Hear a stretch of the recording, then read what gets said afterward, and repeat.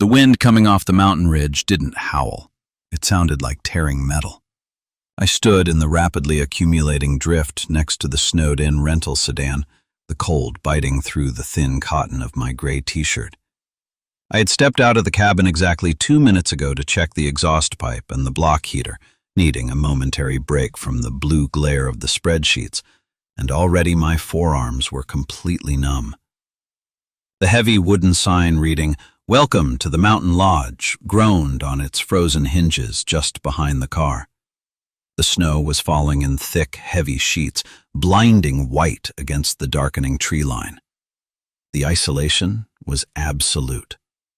There was no cell service, no hum of distant traffic, no indication that the rest of the world still existed beyond this wall of white. It mirrored the internal void I had been carrying for the past 3 years in the corporate sector, a quiet, heavy exhaustion born from navigating endless layers of superficial corporate politics.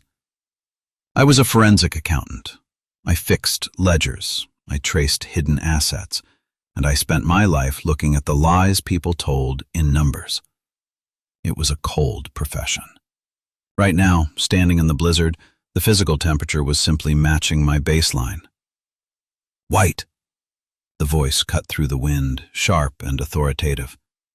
I turned. Amelia stood a few feet away. She had followed me out into the freeze. The reference image of her standing there burned into my mind. She was wearing a heavy olive-brown winter coat, the faux fur on the hood already catching flakes of snow. Underneath it, her ribbed taupe top offered no real insulation against the severe drop in temperature, but her posture was rigidly straight, her blonde hair whipping across her face in the violent gusts. She looked up at me, an intense, searching expression in her eyes that didn't match her usual impenetrable boardroom composure. "You're in a t-shirt," she stated. Her voice was steady, but I noticed the micro-tremor in her jaw. "I was checking the rental's block heater," I said, keeping my tone flat, professional. "The ambient temperature is dropping faster than the local forecast predicted. If we lose the cabin generator, we'll need the car battery alive to charge the offline drives." "And your coat?" she asked, her eyes narrowing slightly. "Inside. I didn't plan on a summit expedition." I looked at the snow gathering heavily on her collarbone and the unprotected expanse of her neck. "You shouldn't be out here. The wind chill is pushing -10. Your core temperature will begin to drop within 4 minutes. She didn't move immediately. Amelia Daniels, senior partner at the firm, my direct superior, never moved just because someone told her to. She operated on leverage, metrics, and billable hours. She was 36 years old, brilliant, relentlessly driven, and terrified of slowing down. But standing here, in the snow, the corporate armor looked incredibly heavy on her shoulders. I stepped forward, physically shifting my body to block the worst of the wind coming off the ridge. I kept my hands firmly in my pockets, refusing to cross the professional boundary, but I offered my physical presence as a windbreak. The shift created a sudden, quiet pocket of air between us. "The remote server connection just dropped," she said, delivering the bad news with clinical precision. "Marcus initiated a network lockdown from the Seattle office. He's citing a workplace policy violation risk regarding the unsecured location of our audit." I digested the information.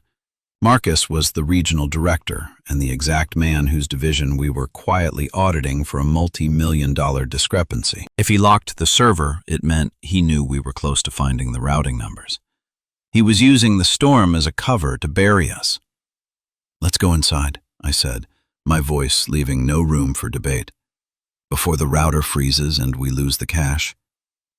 We moved back into the lodge. The interior was already dropping in temperature. The main room was dominated by a large stone fireplace that sat empty and a massive oak dining table currently buried under my monitors, hard drives, and printed ledger sheets. The power grid had failed an hour ago. We were running on the backup generator, which hummed erratically through the floorboards. Amelia walked past me, shedding her heavy olive coat and draping it over a chair. She immediately went to her laptop, her fingers hovering over the trackpad. If Marcus files the security breach report before Monday morning, he effectively nullifies any findings we present to the board. He's weaponizing the IT protocol to stall the investigation. I walked over to the supply closet, pulled out a thick wool blanket, and dropped it onto the back of her chair without a word. I didn't wait for a thank you. I sat opposite her, booting up my offline decryption tool. He needs an administrative authorization code to seal the internal archive permanently, I said, my eyes tracking the command line code compiling on my screen. He doesn't have it, which means he put a superficial freeze on the IP address, not the data itself. I typed in a complex command string, utilizing a virtual private network tunnel I had established 3 days prior as a contingency. I'm routing our connection through a proxy server in Frankfurt. We're back in the system in 30 seconds. Amelia stopped typing. She looked at the green progress bar on my screen, then at me. Her shoulders dropped a fraction of an inch. It was the physical equivalent of a heavy ledger being closed. "You bypassed a regional lockdown in 40 seconds, she observed, her voice quiet. "I prefer efficiency," I replied, keeping my eyes locked on the data rows. Row 402, Q3 expenditures. Let's trace the offshore vendor. We worked in silence for 2 unbroken hours. The only sounds were the rapid clicking of keys and the aggressive rattle of the windows against the blizzard. My focus remained entirely on the numerical anomalies. Forensic accounting isn't about finding a smoking gun, it's about finding the dust left behind when someone tries to clean the gun. I cross-referenced the vendor invoices against the standard pricing index, isolating the inflated margins using a cryptographic hash match. Then, the lights flickered. They dimmed to a dull, sickly orange, surged once, and died completely. The hum of the generator ground to a sickening halt. The sudden silence in the cabin was absolute, heavy, and immediate. The darkness swallowed the room, leaving only the pale bluish glow of our laptop screens illuminating the dust motes in the freezing air. "Generator just failed," I stated calmly. "Can you fix it?" she asked, her voice tight with the sudden reality of our situation. I grabbed my heavy-duty flashlight from the desk drawer. "I'll evaluate it." I moved to the utility room at the back of the lodge. The temperature here was already plummeting, the cold seeping through the gaps in the log walls. I ran the beam over the generator casing. I unlatched the metal panel, my breath pluming white in the beam of light. The fuel line had frozen solid. There was a hairline crack in the intake valve, allowing condensation to seep in, freeze, and expand, completely blocking the flow of diesel. It wasn't a mechanical failure I could patch with duct tape or bypass with wiring. It required a physical replacement valve. I walked back into the main room. Amelia was standing by the window, her arms crossed tightly over her chest, watching the impenetrable wall of white snow outside. "Frozen intake valve," I reported, keeping my voice level. "Irreparable without parts. We are officially off the grid. No heat, no external power." She turned. In the weak light of the laptop, she looked exhausted. The career obsession that kept her running on 4 hours of sleep a night, that forced her to fly out to this remote lodge to conduct a secret audit, was finally crashing into physical reality. "We have 24 hours until the board meeting on Monday morning. We have 30% of the ledger left to reconcile. The laptops have 5 hours of battery life if we dim the screens to minimum," I said, analyzing the logistics. "But the ambient temperature in this room will drop below freezing in less than 2 hours. Hypothermia degrades cognitive function long before it causes permanent physical damage. We need to consolidate our resources immediately." I moved methodically, refusing to let panic dictate the timeline. I gathered the 3 remaining throw blankets from the leather couches. I noticed her shivering, a fine, rapid tremor in her hands that she was trying to hide by clenching her fists. I didn't comment on it. Pointing out a physical weakness to Amelia Daniels was a quick way to get shut out entirely. Instead, I handed her the heaviest wool blanket. "Wrap up," I instructed. We sat across from each other, huddled in the dark, the laptop screens providing the only light. I pulled up the wire transfer logs, forcing my numb fingers to manipulate the trackpad. Look at the timestamp on the shell company transfers. I pointed to the screen with my pen. Marcus didn't just authorize these, he structured them to trigger exactly 48 hours before the quarterly reporting window. It bypasses the automated flag in the compliance software. Amelia leaned in to look at the screen, her arm brushing the sleeve of my sweater. The physical contact was brief, but in the freezing room, the contrast in temperature was stark. I didn't pull away, but I kept my breathing even, my focus locked on the screen. I kept my hands resting flat on the table. "He used a cascading payment schedule," she murmured, her analytical mind immediately grasping the mechanism despite the cold. "It's brilliant and completely illegal. I need to compile the metadata from these transfers to prove his specific digital signature was present at the exact moment of execution," I said. "It will take me approximately 3 hours to run the extraction script offline." "Do it," she said. She rubbed her temples, a gesture of profound fatigue I had seen her make countless times during late-night reviews in the city office. The wind shrieked outside, rattling the heavy timber frame of the lodge. By 2 a.m., the temperature inside the cabin was unbearable. My breath plumed in the air, white and thick. My fingers were growing incredibly stiff, slowing my typing speed significantly.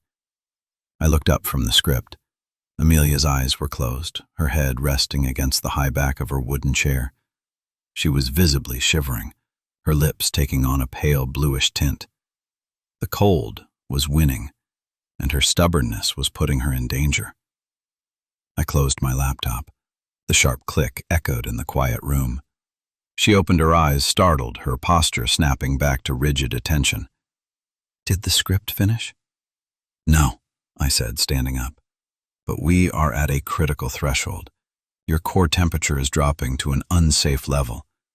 If you stay in this chair, you're going to suffer frostnip in your extremities within the hour." "I'm fine, Dean. Finish the extraction. We don't have time." Her voice was brittle, defensive. She was terrified of stopping. If she stopped working, Marcus won.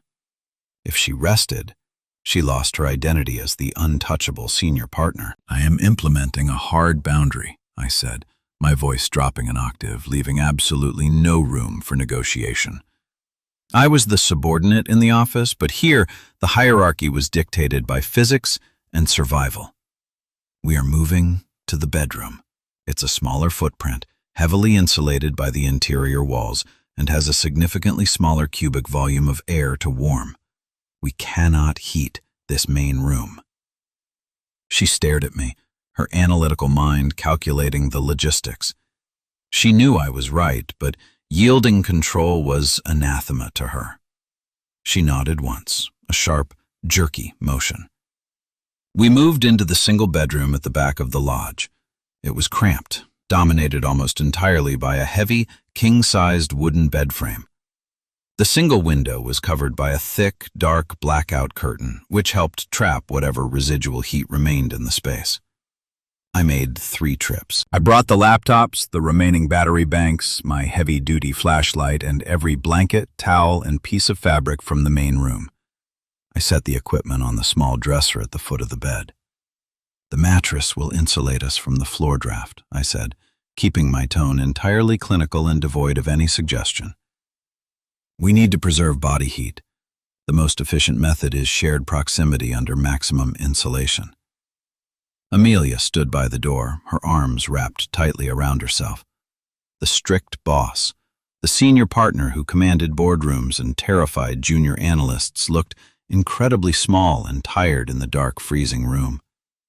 "Only one bed," she said. It wasn't a joke or a flirtation. It was a stark acknowledgement of a severe logistical constraint. "We need to stay warm." "Yes," I agreed, my voice steady. "Get under the blankets. Keep your coat on. Remove your boots to prevent moisture from freezing." I took the side closest to the door, the colder edge, absorbing the draft that seeped under the doorframe. I lay down on top of the quilt, fully clothed in my jeans and sweater, pulling the massive pile of heavy wool blankets over us. Amelia slid in on the other side. There was 2 feet of empty, freezing space between us. We lay in silence for 20 minutes. The cold was agonizing. It seeped into my bones, a deep, heavy ache. I could hear her teeth chattering, a rapid, uncontrollable sound in the dark. "Amelia," I said quietly. "I'm awake," she managed to say, her voice shaking. "You're not generating enough heat on your own. Move closer." I didn't phrase it as a request, nor as a romantic overture. It was a tactical necessity. I felt the mattress shift. She moved toward the center of the bed, her back pressed against my shoulder. When the physical contact happened, there was no rush of cinematic heat, no electric spark. What happened was a sudden, profound transfer of stability. The violent tremor in her spine met the solid, unmoving line of my back. I focused entirely on slowing my breathing, creating a steady, rhythmic rise and fall to anchor her panic. I kept my hands folded strictly over my own chest. Within minutes, the transfer of my residual body heat began to work. Her violent shivering began to subside into a manageable tremor. The physical act acted as a shield against the freezing air of the room. "Thank you," she whispered into the dark, the words barely audible over the wind. "Conserve your energy. Sleep," I replied. I didn't close my eyes. I maintained my position, a static barrier against the cold, fully aware of her presence, but entirely disciplined in my restraint. The next morning, the storm had finally broken, but the lodge was a functional freezer. Sunlight glared off the massive snowdrifts outside, bright and merciless through the crack in the curtains. I woke up to find Amelia already sitting at the edge of the bed, her laptop open on her knees, running off the last bar of a power bank. "The extraction script finished," she said, not looking up, her voice raspy from the cold air. "You nailed him, Dean. The digital signatures on the offshore accounts match Marcus's internal authorization key perfectly." I sat up, my muscles aching deeply from sleeping rigidly in the cold. I moved to look at the data on her screen. The proof was undeniable, measured and verified. The dust had been found. "We need to transmit this to the board before 9 a.m. tomorrow," I said, rubbing my jaw. "But we have no cell service here in the valley, and the router is dead." "I checked the local network status before the system completely locked," she said, pulling her coat tighter. "The lockdown Marcus initiated requires a localized ping to maintain the block. If we can get a cellular signal from the ridgeline outside the lodge's immediate dead zone, we can bypass the local router entirely and upload the encrypted file via mobile data." "That requires a 2-mile hike up the access road in waist-deep, unpacked snow," I noted, looking at her. "The physical exertion will be significant." "I know." She closed the laptop with a decisive snap and put it securely into her waterproof satchel. She stood up, her jaw set. She was making a visible choice to reclaim her agency, refusing to be a victim of a forced timeline. "I'm not letting him win. Not after this." We geared up. I took the heavier backpack, loading it with the laptop, the backup batteries, and the satellite uplink adapter. The hike was brutal. Every step required lifting our legs out of deep, powdery snow. The cold burned my lungs, and the glare of the snow was blinding.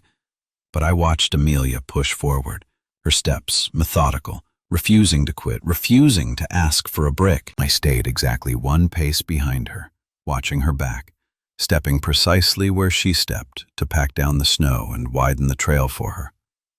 By noon, we reached the clearing at the top of the ridge. I pulled off my glove and checked my phone. 1 single bar of signal. "It's weak, but it's enough to establish a handshake," I said. I knelt in the snow, pulled the satellite uplink adapter from my pack, and connected it to her laptop. "Initiate the transfer." Amelia knelt beside me in the snow, her bare, red fingers flying over the keys. She hit send. We watched the green progress bar crawl agonizingly across the screen. 10%. 30%. Suddenly, a text message pinged on her phone, which was resting on the laptop casing. It was an automated, scheduled message from Marcus. Amelia, the board is convening early tomorrow.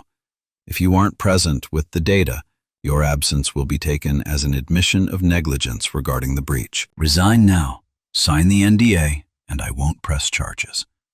It was a classic intimidation tactic, a midpoint twist designed to force a panic error at the 11th hour. Amelia stared at the message. Her breathing hitched, a sharp intake of freezing air. The old career obsession, the profound fear of losing her status and the identity she had built over a decade flared up vividly in her eyes. She reached for the laptop keyboard, her hand trembling. Perhaps to cancel the upload. Perhaps to draft a surrender. I reached out and placed my bare hand firmly over hers, stopping her movement instantly. I didn't squeeze. I didn't intertwine our fingers. The touch was purely a grounding wire for her spiraling anxiety. My calm flowed into her panic. The world stopped spinning. Look at the screen, I commanded softly. She looked. The upload hit 100%. The transfer complete dialog box appeared. The encrypted file was delivered directly to the board of directors' secure inbox, bypassing Marcus entirely. It's done, I said, immediately stepping back, releasing her hand, giving her space. He has no leverage. You just ended his career, lawfully and permanently. You don't have to be afraid of him anymore. Amelia let out a long, shaky exhale, the tension visibly drained from her shoulders. She looked up at me, the strict boss facade completely stripped away, leaving only genuine, quiet respect and an undeniable vulnerability. You didn't let me back down, she said, her voice barely above a whisper. I don't work for cowards, I replied, my tone dry but entirely honest. And you aren't one. You just needed a second to remember that. The hike back down to the lodge was silent, but the atmosphere had fundamentally shifted. The crisis was over. The urgency was gone. We spent the final night in the cabin, still freezing, but with the psychological pressure entirely lifted. We shared the bed again, but this time the distance wasn't maintained out of fear or sheer exhaustion. It was maintained out of discipline. I lay awake for hours, listening to her steady breathing. I wanted to pull her close, to offer warmth that wasn't just survival-based, but I kept my hands folded over my chest. The tension in the room came from the distance I maintained out of respect. I wasn't going to blur the lines while she was still technically my superior in an isolated environment. By Monday morning, the deep rumble of diesel engines echoed through the valley. The county snowplows finally cleared the access road. We drove back to the city in my rental car in silence, the heater blasting, slowly thawing the chill from our bones. We walked into the corporate headquarters exactly at 10 a.m. The main boardroom was glass-walled, packed with the executive committee. Marcus was standing at the head of the mahogany table, looking incredibly confident, ready to deliver a speech about negligence, until he saw us walk through the double doors. Amelia didn't go to her usual seat halfway down the table. She walked directly to the head of the table, placing the printed summary of our audit, which I had printed in the lobby, directly in front of the CEO. The regional discrepancy has been entirely reconciled, Amelia announced, her voice echoing with absolute authority in the quiet room. The forensic data proves intentional rerouting of firm assets by the regional director. The file is in your secure inbox. Marcus turned pale, his confidence shattering instantly. This is unauthorized data collection. White is a subordinate. He doesn't have clearance to run those scripts. Amelia cut him off, her voice like cracking ice. Dean White is the lead forensic investigator on this account. His methodology is flawless, his documentation is mathematically verified, and his integrity is absolute. She turned and looked directly at me. It was a public acknowledgement of my competence and our partnership in front of the entire authority structure of the firm. She didn't shrink. She claimed the victory, and she ensured I was credited right beside her. The CEO reviewed the first page, his eyes scanning the cryptographic hash matches, then looked up at Marcus. "Security will escort you out of the building. Immediately." An hour later, after the fallout was handled, Amelia and I stood in the quiet hallway near the executive elevators. The adrenaline of the confrontation was fading, leaving a solid, quiet reality between us. She held a sleek, black digital keycard in her hand, the master access pass for the new internal oversight division the CEO had just tasked her to lead. She looked at the card, turning it over in her fingers, then looked up at me. "I need a director of forensics for the new division," she said. Her voice was professional, but her eyes held that same intense warmth from the snowstorm. "I need someone who doesn't panic when the power goes out. Someone who knows when to tell me to stop." She held out a secondary access card. It was a practical, concrete action. A shared commitment to a new plan, a new schedule, and a new dynamic. I took the card, sliding it into my pocket. I didn't make a grand speech about the future. I didn't need to. I looked at her, recognizing that the heavy isolation I had felt in this career for 3 years was completely gone. "I'll have the preliminary schedules mapped out by tomorrow morning," I said quietly. She smiled, a small, genuine expression that transformed her face and reached her eyes. She stepped forward, closing the final inch of distance between us. In the quiet, empty hallway, she pressed her lips to mine. It wasn't frantic or demanding. It was a seal on a promise, a feeling of absolute finality and coming home. The heavy burden lifted. The wandering stopped. "I know you will, Dean," she whispered against my jaw. I learned that true stability isn't about controlling every variable or winning every fight. It's about trusting someone enough to let them steady you when your own system fails. Real love isn't chaotic or loud. It's the quiet certainty that they will show up with the right tools, enforce the right boundaries, and stay right beside you when the cold sets in. Please like and subscribe so we can share more stories like this.